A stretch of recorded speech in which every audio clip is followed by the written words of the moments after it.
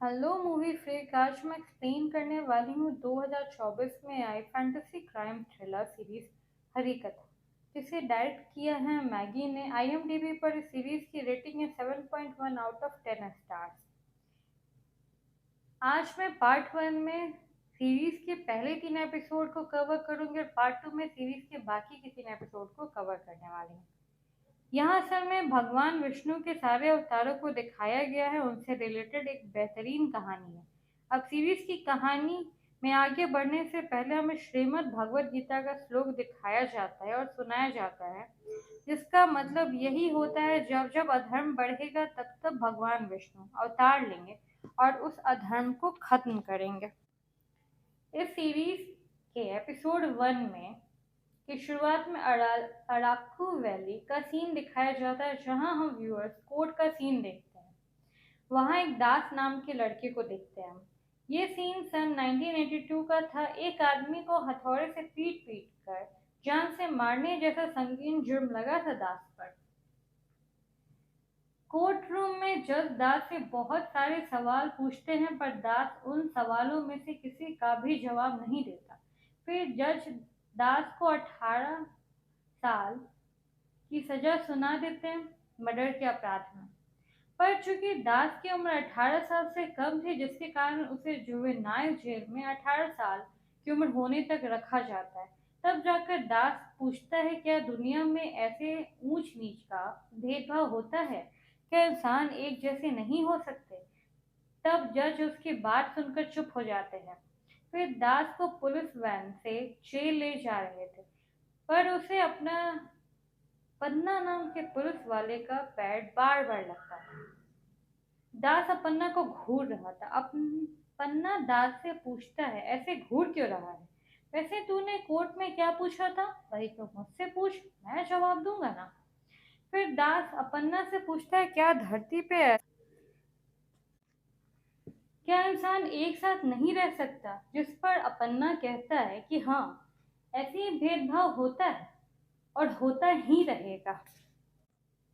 तुम नीची जाति के हो, इसलिए यह सुनकर दास ट्रिगर हो जाता है। वो गुस्से में आ जाता है और तभी उस कांस्टेबल की ही राइफल से पे लगे हुए चाकू से उसका गला काटकर उसे मार डालता है। अब सीन कुछ साल आगे शिफ्ट होता है।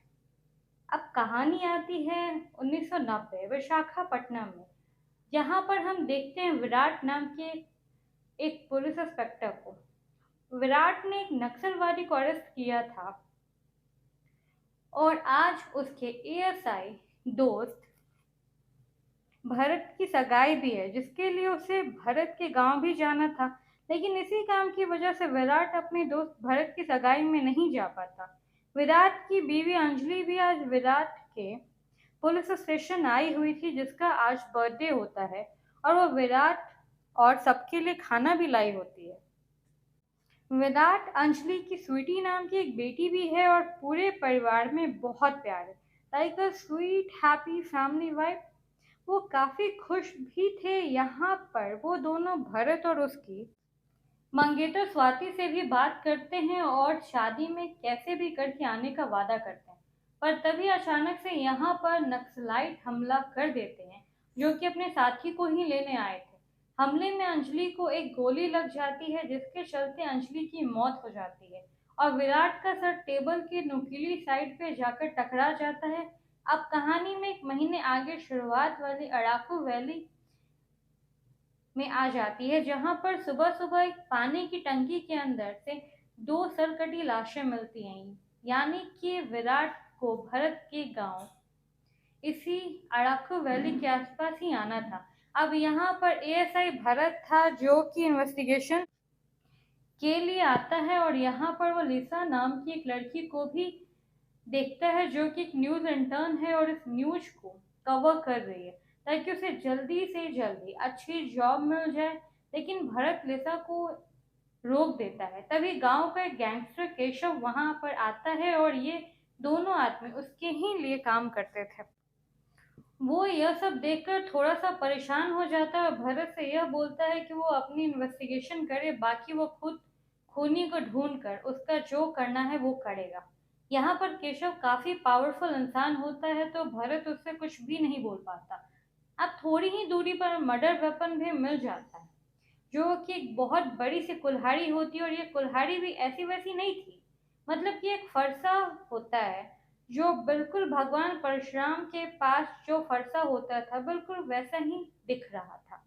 अब अगले सीन में सभी गांव वाले सरपंच के पास जाते हैं कि गांव में ऐसी घटना हुई है तो उन्हें देवर अम्मा के दर्शन करने जाना चाहिए। जिस पर सरपंच वो सभी देवर अम्मा के दर्शन के लिए जाते हैं, जो कि एक दिव्य महिला होती है जिन्हें गांव के सब लोग भगवान मानते हैं, जिनकी कही बात हमेशा सच होती है और वह देख नहीं सकती, पर यहाँ पर बहुत बड़ा जुलूस होता है, सेरेमनी होती है, रिचुअल्स भी होते हैं, जिसके बाद एक बकरी की बलि दी जाती है। सभी लोग देवरम्मा की पूजा करते हैं और उनसे पूछते हैं तो देवरम्मा खून को छूकर यह बोलती हैं कि गांव पर बहुत बड़ा संकट आने वाला है, क्योंकि जंगल पर श्राप आया है। भगवान अशांत हैं, क्रोधित हैं, तो अब वह खून के प्यासे बैठे हुए हैं। अब गांव पर बहुत बड़ा संकट आने वाला है, यह सुनकर गांव के लोग बहुत डर जाते हैं। जैसा भी वहीं पर थी और सब कुछ अपने कैमरे में रिकॉर्ड कर रही थी। अगले सीन में गांव के एक वुमेनाइजर आदमी को देखते हैं, जो औरतों को बहुत गंदी नजर से देखता था। गांव की सारी औरतें उससे काफी परेशान थी और गांव के अंदर रंगाचार्य नृत्य मंडली द्वारा भक्त प्रहलाद का नाटक होने वाला था, जिसे देखने गांव के सभी लोग जाने वाले थे। अब रात को वह नाटक दिखाया जाता है, जहां पर आज भक्त प्रहलाद की कथा सुनाई जा रही थी। तभी गांव की वैश्यमंती को देखते हैं, जो जड़ी बूटियों से गांव के लोगों का इलाज करती थी। वो वुमेनाइजर अब एक लेडी से मिलने निकल जाता है। सभी लोग भक्त प्रहलाद की कथा सुनने में मग्न हो जाते हैं, जिसका वर्णन और अभिनय रंगाचारी कर रहे थे। अब आगे जाने से पहले हम भक्त प्रहलाद की कथा जान लेते हैं। एक असुर हुआ करता था जिसका नाम हिरण्यकश्यप था। उसका एक पुत्र था जिसका नाम प्रहलाद होता है। हिरण्यकश्यप एक असुर था और वह देवों से नफरत किया करता था। उसका मानना था वही सर्वश्रेष्ठ है और उसे भगवान पर बिल्कुल भरोसा नहीं था। अब प्रहलाद जो थे उन्हें भगवान के प्रति बहुत आस्था थी। प्रहलाद भगवान विष्णु के बहुत ही बड़े भक्त थे, पर प्रहलाद के ठीक विपरीत उसके पिता हिरण्यकश्यप थे। हिरण्यकश्यप को प्रहलाद की विष्णु भक्ति से बहुत दिक्कत थी। वह चाहता था कि वो उसकी पूजा करे, ना कि भगवान विष्णु की। उसने प्रहलाद को भगवान विष्णु की भक्ति करने से रोकने के लिए बहुत प्रयत्न किए। प्रहलाद नहीं माने, उन्हें बहुत सारी प्रताड़नाओं का भी सामना करना पड़ा। फिर भी वो अपनी प्रभु भक्ति करते रहे। फिर हिरण्यकश्यप तंग आकर अपनी बहन होलिका की गोद में रखकर प्रहलाद को उन्होंने अग्नि के अंदर भी रख दिया था। दरअसल होलिका को वरदान प्राप्त था, वरदान स्वरूप उसे एक चादर मिली थी, जिससे उठकर अगर वो अग्नि में बैठ जाती तो अग्नि उसे जला नहीं सकती थी। लेकिन भगवान की लीला तो अपरंपार होती है। जो चादर ओढ़कर होलिका बैठी थी, वो चादर होलिका से उड़कर भगवान प्रहलाद पर आ जाता है, और इससे भगवान प्रहलाद तो बच जाते हैं, लेकिन होलिका उसी अग्नि में जलकर भस्म हो जाती है। और यहीं से होलिका दहन की शुरुआत हुई थी। अब एक दिन अपने अहंकार में आकर हिरण्यकश्यप प्रहलाद से पूछते हैं, कहाँ है तुम्हारा भगवान विष्णु? जिस पर वो कहते हैं, मेरे प्रभु तो कनकन में है।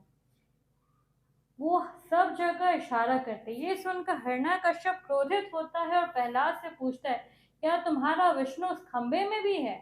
जिसे सुनकर प्रहलाद हाँ बोल देते हैं, और तभी खंबे को फाड़ कर अपने भक्त के लिए भगवान विष्णु नरसिंह अवतार में वहां पर प्रकट हो जाते हैं और हिरण्यकश्यप का वध कर देते हैं। यहीं पर प्रहलाद की कहानी खत्म होती है और आगे के सीन में हम व्यूअर्स उस वोमेनाइजर को देखते हैं, जो कि जंगल से जा रहा था। तभी एक पेड़ को फाड़ कर भगवान नरसिंह बाहर आते हैं, जिन्हें देखकर वो बहुत ही ज्यादा डर जाता है। इनफैक्ट जैसे कि भगवान ने नरसिंह अवतार लेकर हिरण्यकश्यप को अपनी जंघा पर बैठाकर मारा था, ठीक उसी तरह से इसको भी मारा जाता है। अब यह सब होते गांव का एक आदमी वीरू देख लेता है और वहां पर वो बेहोश हो जाता है। असल में नरसिंह भगवान ने हिरण्यकश्यप को भी मारा था, जिसे वरदान मिला था ब्रह्मा जी से कि ना उसे नर मार सकता है, ना ही पुरुष, ना ही नारी, सुबह भी नहीं, रात में भी नहीं, ना ही घर के अंदर, ना ही घर के बाहर, ना किसी अस्त्र से, ना किसी शस्त्र से, जिसके कारण उसे लगता है वो अमर है। इसीलिए भगवान विष्णु ने नरसिंह अवतार लिया, क्योंकि ना ही वो नर थे, ना ही पशु, ना ही कोई नारी। उनका रूप आधा नर आधा सिंह का था। साथ ही साथ उन्होंने उसे गोधूली में मारा था, जो कि ना ही दिन है, ना ही रात का समय। उन्होंने उसे घर की दहलीज पर मारा, जो ना घर के अंदर आता है, ना घर के बाहर आता है। उन्होंने उसे अपने नाखूनों से मारा, जो ना अस्त्र है, ना शस्त्र है। जिसे हिरण्यकश्यप का वध भी हुआ और इससे वरदान भी खंडित नहीं हुआ। अब हम सीरीज की कहानी पर आते हैं। अगले दिन वीरू बहुत खुश था कि उसने नरसिंह भगवान को देख लिया। वो सबको वो जगह भी दिखाता है जहां पर उस व्यक्ति की मौत हुई थी। अब यह एएसआई भारत इन्वेस्टिगेशन करने आया था, जिससे भगवान के सुनहरे बाल मिल जाते हैं, जिससे कि भरत सोच में पड़ जाता है कि वही अब गांव के अंदर देवरम्मा की बात भी सच हो गई थी, कि भगवान आ चुके हैं और उन्होंने ही यह सब किया है। अब इसी बीच लिसा रंगाचारी का इंटरव्यू लेती है, जो कि यह कहते हैं यह नाटक अतीत को वर्तमान से जोड़ता है और नाटक के माध्यम से वह भगवान हरि के सभी अवतारों के बारे में लोगों को बताना चाहते हैं कि अपने कर्तव्यों को समझकर उनका सही से पालन करें। तभी हम व्यूअर्स विराट को देखते हैं, जो उस हमले से बच गया था और वो अपनी बेटी स्वीटी के साथ भरत के गांव आ जाता है।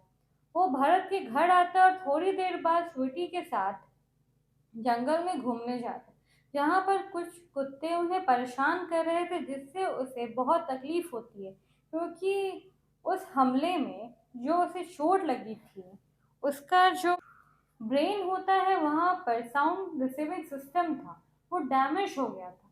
उसे बहुत तेज आवाज से उसे बहुत परेशानी होती थी, उसके कान से खून भी आने लगता था। वो काफी बारीक सी आवाज को भी सुन सकता था। अब यहाँ वैद्य शमंती आती है और उन कुत्तों को वहां से भगा देती है। वह विराट को एक दवा देती है, जिससे कि उसे बहुत राहत मिलती है। वो इसे रोज लगाने को बोलती है, जिससे वो 6 महीने के अंदर ठीक हो जाएगा। विराट के दिमाग में एक छोटा सा क्लॉट भी था, जिसकी वजह से वह सिर्फ 2 साल और जीवित रह सकता था। विराट को स्वीटी के लिए एक अच्छा परिवार चाहिए था।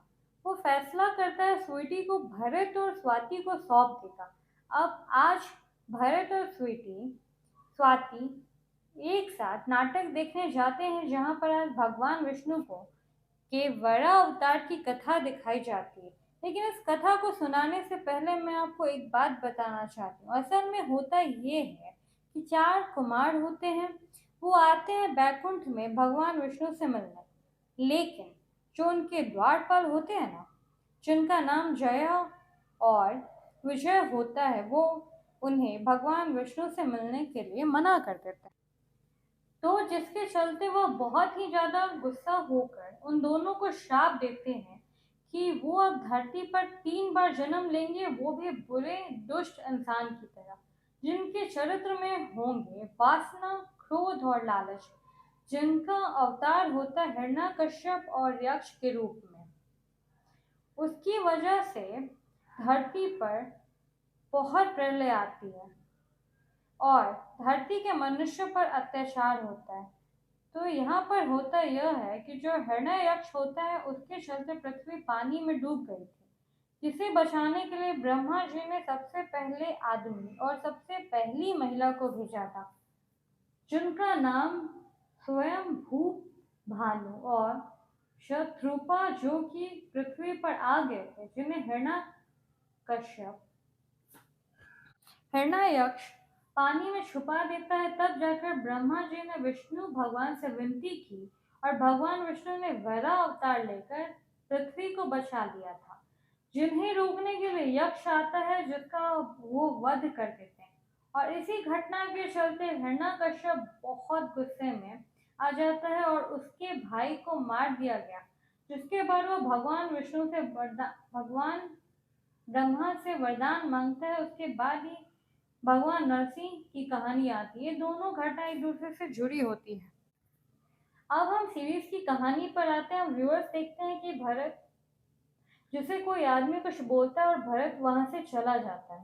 तभी लिसा को ये थोड़ा अजीब लगता है तो वो वहां पर उसका पीछा करती है। अब ये दोनों ही जंगल तक आ जाते हैं जहां पर ढेर सारे जंगली वड़ा होते हैं जो भरत को घेर लेते हैं, जिससे डर कर वो कांटों से भरे गड्ढे में गिर जाता है, जिसके पास एक लाल और काला सांप आकर उसका गला पकड़ कर उसे मार देता है। तभी कोई अनजान शक्ति भी लिसा को जोर से धक्का देती है, जिसके चलते वो गिर जाती है और वो बेहोश हो गई थी।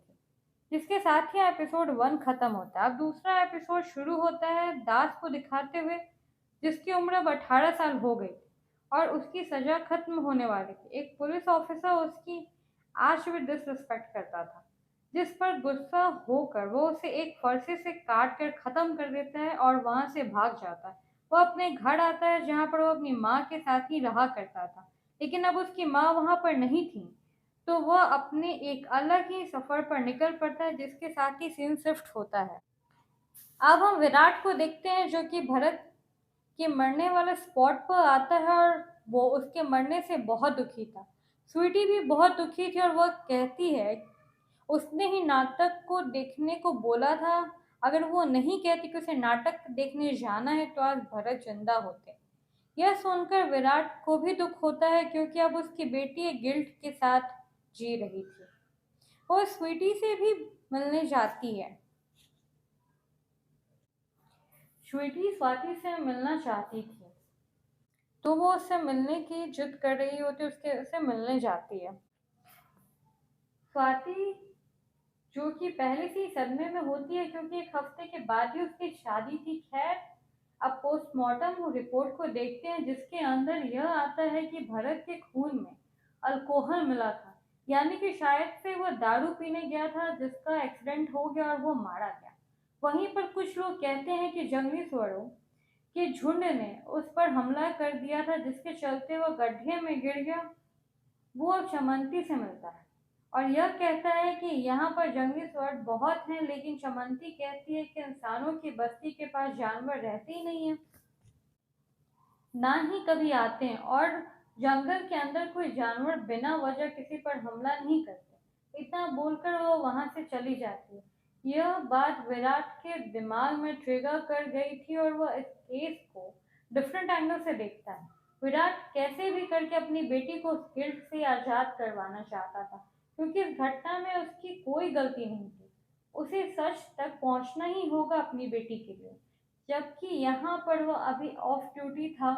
अब वो स्वाति से मिलता है जो कि यह बताती है कि भरत सबके साथ अच्छे से रहता था, ज्यादा बड़ा केस वो लेता नहीं था, उसकी किसी से भी कोई दुश्मनी भी नहीं थी।